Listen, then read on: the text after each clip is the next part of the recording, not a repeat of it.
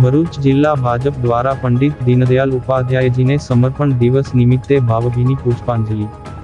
ભારતીય જનસંઘના પ્રણેતા પંડિત દીનદયાલ ઉપાધ્યાયજીની પુણ્યતિથિ નિમિત્તે ભરૂચ જિલ્લા ભાજપ દ્વારા સમર્પણ દિવસની ભાવપૂર્વક ઉજવણી કરવામાં આવી હતી।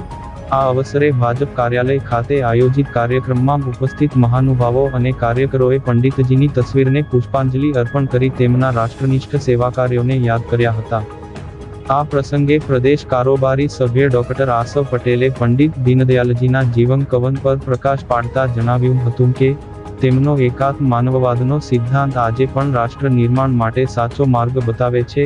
દેશના છેવાડાના માનવી સુધી વિકાસ પહોંચાડવાના તેમના વિચારો ભારતીય રાજનીતિ માટે કાયમી પ્રેરણા સ્ત્રોત છે।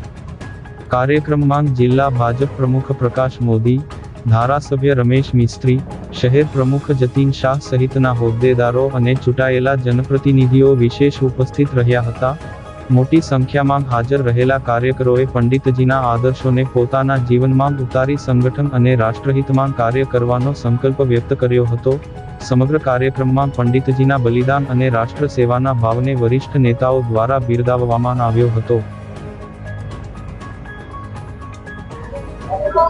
આજે ભરૂચ જિલ્લા ભારતીય જનતા પાર્ટીના સૌ કાર્યકર્તાઓ ભેગા થઈને પંડિત દીનદયાળ ઉપાધ્યાયજીના સમર્પણ દિવસને, નિર્વાણ દિવસને આજે શ્રદ્ધાંજલિ અર્પી છે।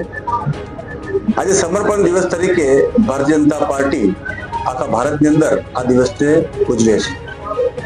પંડિતજીએ ભારતીય રાજનીતિની અંદર એકાત્મ માનવ દર્શન અને છેવાડાના માનવીઓ સુધી સરકાર પોતાની નજર રાખે અને તેઓના સુખાકારી માટેના કાર્યો કરે એવા એક વિચારથી મંત્રમુગ્ધ થઈને આ પાર્ટીની સ્થાપના કરી હતી। જનસંઘની અંદર કામ કરતા કરતા અટલ બિહારી વાજપેયીજી જેવા અનેક કાર્યકર્તાઓને પ્રેરણા આપીને આજે જે ભારતીય જનતા પાર્ટી છે એના સૌ કાર્યકર્તાઓને પ્રેરણારૂપ બન્યા છે।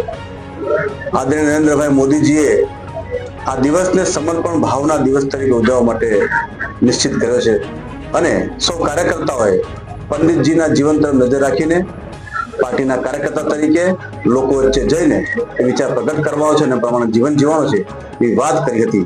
ત્યારે આજે આ સૌ જિલ્લાના કાર્યકર્તાઓ ભેગા મળીને સંકલ્પબદ્ધ થયા છે અને આવનાર સમયમાં ભારતીય જનતા પાર્ટી પંડિતજીના વિચાર સાથે કામ કરતા રહેશે એવી અભ્યર્થના છે।